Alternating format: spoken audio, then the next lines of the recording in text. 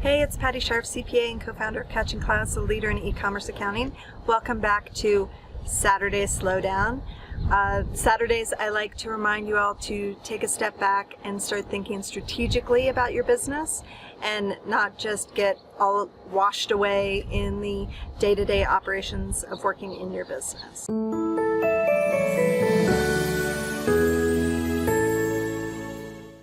Today I want to follow up with the YouTube video that I recorded last week or earlier this week about how to scale your business. And I wanted to give you some concrete examples of how we've done that in our business, some of the pitfalls we've run into and things like that. So let's get started.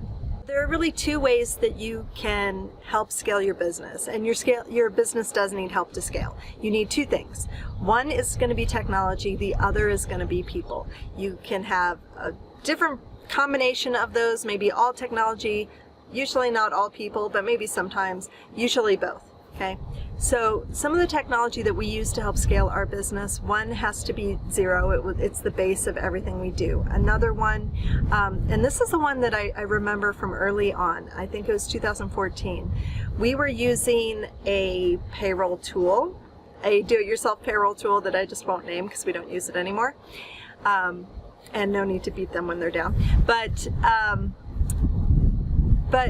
the issue with them was they weren't pulling the money for taxes for our clients at the time that payroll was processed. Some people like that because then you're not paying the government until the very last second, but what we were running into is some of our clients might not have cash available at the time that the payroll taxes are due, and that's not okay. And other problems were it wouldn't prepare the state returns that we needed or local returns that we needed. We'd have to like print stuff out and mail it in. It was just a pain, and it was there was a lot of room for error in that system. So we switched over to what is now Gusto. Used to be called Zen Payroll when we first started using it, and when we switched over to that, it was just night and day. We didn't have to worry about a lot of the things that we had to worry about with this other system, and it just fixed a lot of problems for us. Another software that we ended up using that just was kind of a game changer for us is A2X, and I've got at least like 7 videos on A2X. I just love them. They're like my favorite tool, so go check that one out. If you are an e-commerce seller, for sure, if you're selling on Amazon, use A2X, but also if you're looking at scaling and creating some automation in your business, the first thing that you need to be checking out is a cloud inventory tool. There are some that are, actually, watch this video on cloud inventory tools.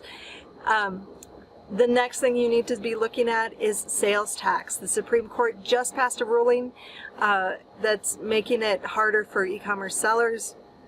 You need to be aware of the rules. You need to hook up with somebody who's informed about that. So, but to scale your business, you're going to need somebody else doing the sales tax returns instead of you. It's just a fact. So, so take a look at that, and hopefully that'll help you out. All right, next let's talk about people. People has by far been our biggest challenge over the last 4 years, you know, from the time that we started hiring actual people and not just my parents. There are a few reasons for this, I think.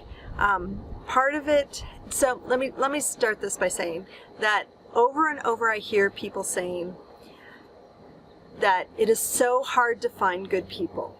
And what I've learned over the last several years is that it's a lot easier to find good people when I am being a good leader.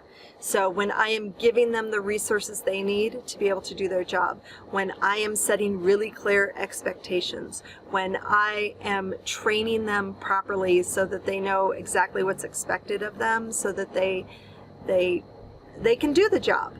You know, I can tell you so 2014 was our we need people year. Like, we just needed help, and we just needed them to get in there, and everything was in my brain, everything was in Scott's brain, but we didn't really have a documented process. The next year we started documenting the process, but we were just so busy just trying to train people and get things together that it was just, we were still kind of in that mode. The next year, 2016, was our, oh, nobody knows what they're doing. So what ended up happening, because we were in this chaotic state and we didn't have training, like formalized training, and we didn't have really this enough structure for the people who are coming in. People were getting really frustrated. People were leaving, or they were staying, but they were unhappy. And this person was teaching that person who was teaching that person, and the training, although it existed, it was being communicated poorly. And so it was just like one big game of telephone. So it kind of felt like nobody knew what they were doing, even though everybody was doing their best, you know. Then 2017 became a whole year of just, we completely retrained everybody top to bottom, did a whole bunch of the equivalent of YouTube videos, training our team so that there was consistency across the board. And then by the end of 2017, we were up to 22 people in our firm.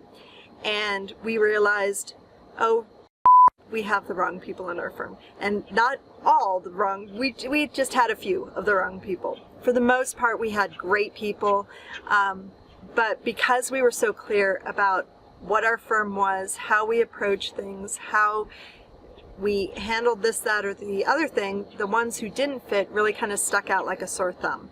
And now we've right-sized down to 18 people, and the whole firm is just humming along, and I feel like we've scaled up. We've gotten to that next level. So if you're in that middle part where everything's chaotic and you can't find the right people and everything's just not good, I would say take a step back, figure out exactly what your process is, figure out exactly what you expect of your people, communicate it to them over and over and over.